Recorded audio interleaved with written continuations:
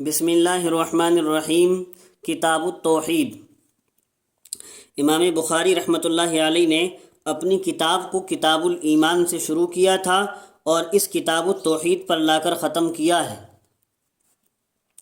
آپ سوچیں گے کہ کتاب الایمان سے شروع بتا رہے ہیں، کتاب کی ابتدا تو کتاب الوحی سے ہوئی ہے، نہ کہ کتاب الایمان سے۔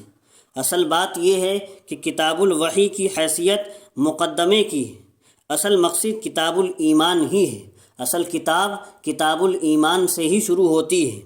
علامہ شیخ سراج الدین بلقینی رحمۃ اللہ علیہ فرماتے ہیں کہ امام بخاری رحمۃ اللہ علیہ نے ابتدا اور انتہا کا یہ لحاظ اس لیے رکھا ہے کہ انسان دنیا میں اللہ کی عبادت کے لیے آیا ہے۔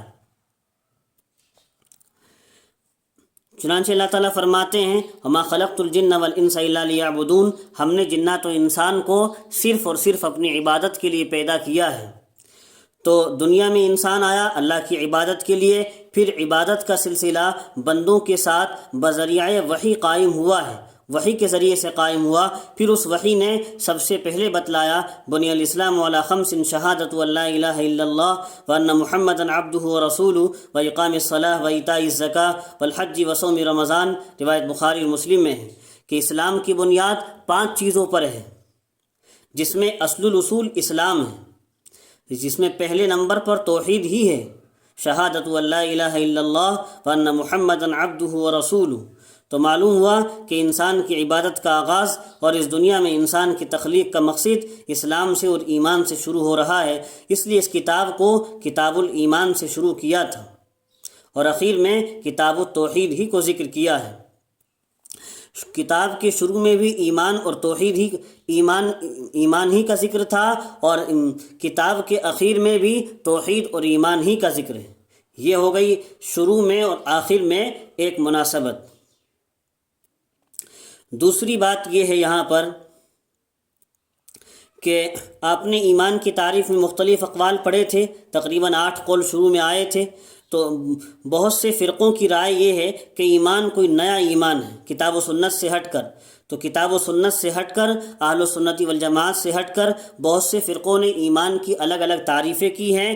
تو ان فرقوں نے اس ایمان کو لوگوں کے سامنے پھیلایا، اپنی تعریف کو اور اپنی تعریف کو لوگوں کے سامنے پھیلایا۔ امام بخاری رحمۃ اللہ علیہ نے چاہا کہ اخیر میں اس ایمان کی حقیقت بھی بیان کریں جو کتاب و سنت کے مطابق ہے اور جسے اہل سنت والجماعت نے اختیار کیا ہے۔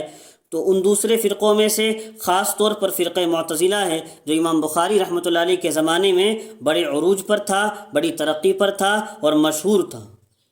اس فرقے کی امام بخاری رحمۃ اللہ علیہ تردید کریں گے، اس لیے اخیر میں کتاب التوحید کو قائم کیا ہے، جس میں اہل سنت والجماعت کی توحید اور ان کی ایمان کو بیان کیا ہے۔ اور امام بخاری رحمۃ اللہ علیہ نے فرقہ معتزلہ پر خاص طور سے رد کیا ہے، کیونکہ یہ فرقہ اللہ تبارک و تعالیٰ کو تو مانتا ہے لیکن اللہ تعالیٰ کی صفات کا انکار کرتا ہے۔ اس کے برخلاف اہل سنت والجماعت جو ہم ہیں، وہ ہم اللہ تعالیٰ کی ذات اور صفات دونوں کو مانتے ہیں۔ اہل سنت والجماعت اللہ کی ذات اور صفات دونوں کو مانتے ہیں، اور یہ بات بھی کہتے ہیں باری تعالیٰ کی صفات 2 قسم پر ہیں، نمبر 1 وجودی، نمبر 2 عدمی۔ وجودی وہ صفات کہلاتی جس میں کچھ ہونے کا ذکر ہے، وہ عدمی وہ صفات جن میں کچھ نہ ہونے کا ذکر ہے، یعنی یہ صفات اللہ تعالیٰ کے اندر نہیں ہیں، اللہ ان عیوب سے پاک ہیں۔ اور وجودی وہ صفات جو اللہ کے اندر پائی جاتی ہیں، ہمیشہ سے وہ صفات ہیں اور ہمیشہ رہیں گی، جن کو علماء کہتے ہیں قرآن کریم میں ذوالجلال والاکرام جو 2 لفظ آئے ہیں، ان 2 لفظوں میں بھی اللہ کی صفات وجودی اور عدمی کی طرف اشارہ ہے۔ اگر یہ تجزیہ کیا جائے تو پھر آخری حدیث جو کلمتان حبیبتان الرحمن آگے چل کر آئے گی، اس